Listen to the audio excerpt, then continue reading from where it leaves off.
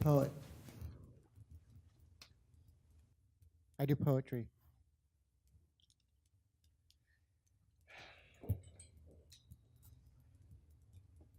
All right.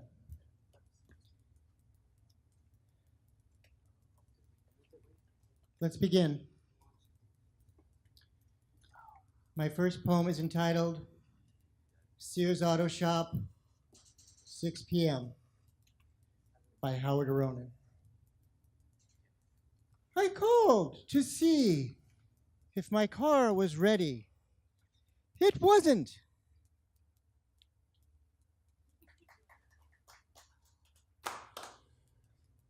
My next poem is entitled Childhood Memory number 38, by Howard Aronin.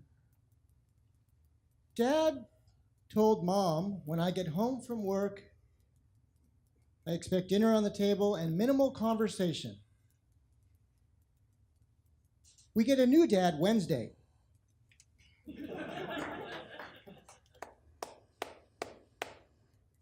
Thank you. You could snap or clap. Either one is fine. Or make any type of noise. I don't. My next poem. Oh, hey. You like the Dodgers?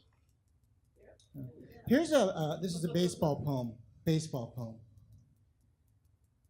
The title of this poem is The Time I Went to Dodger Stadium as a Child, and my dad took me to the Dodger Stadium bathrooms, and we went, and all the men were lined up in front of the trough, and my dad looked at me, and I looked at him, and he said, that's the title of the poem, the title. Oh my God, I can hold it.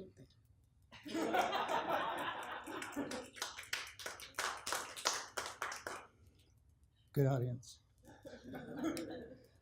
I don't know if you're familiar with my work. I kind of specialize in butterfly poetry. My famous poem, I'm sure you all remember Bertha. She put the butt in butterfly. That's my poem. So here's some butterfly poetry.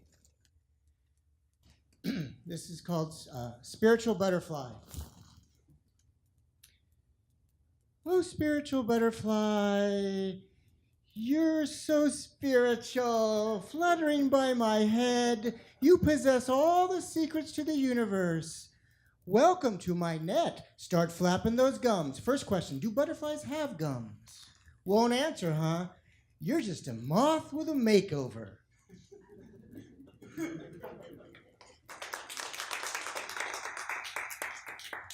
I'm getting the hang of this. This is my next poem. This is audience participation, so you guys can help me. It's called Cycle Slut by Howard Aronin. You're my cycle slut with the Kawasaki butt. You fit so nice in that seat. Tattooed queen on a mean machine, slutting down the street. Cycle slut. In motorbike drama, you're my Yamaha mama. When you rev that bike, I go nuts. Marry me in leather, we can make it, and together we'll raise little tricycle sluts. Tricycle sluts. See, when I go here, it's over.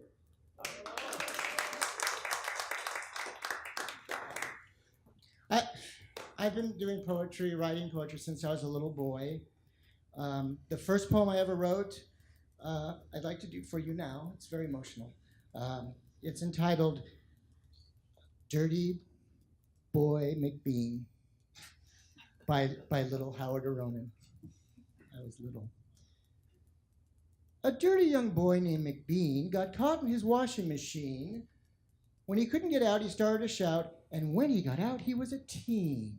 But McBean didn't want to be a teen because junior high kids can be mean, acne on faces and hair in weird places, and a strange new desire for Nadine. She played on the softball team.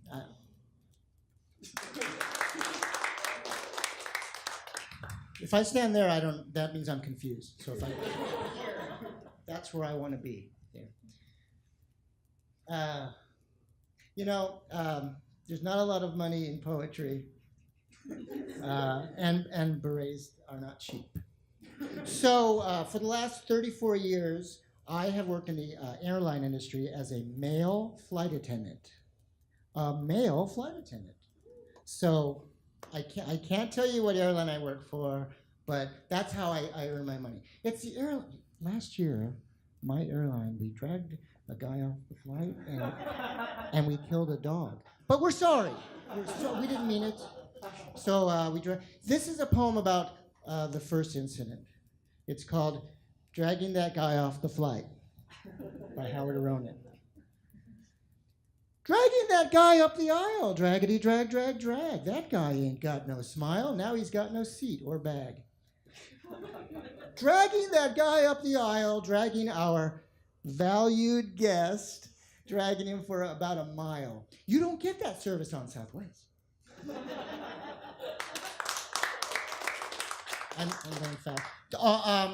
I write poems about the passengers, places I've been. Here's a poem. This is a passenger who had no hip sockets. And I said, Hippie, I want to write a poem about you. And I did. It's called No Hip Socket Man by Howard Aronin. No hip socket man, you're socketless, man. Where your sockets at, man? Ain't you got no sockets? No sockets in your pockets? No hip socket man, please listen. You don't know what you're missing. Yes, you do. Your hip sockets. And here, because I have no idea what that. They're clapping every time. Best audience ever. I'll close now. To be a flight attendant, 34 years. Think about that. I'm not better at it. I'm worse. I'm lazier, less dependable. Actually, I'm supposed to be on a flight right now. But I came here for this. This is important to me. So this sums up my life as a flight attendant in poetry. It's called Headphones and Runways by Howard Aronin. Oh.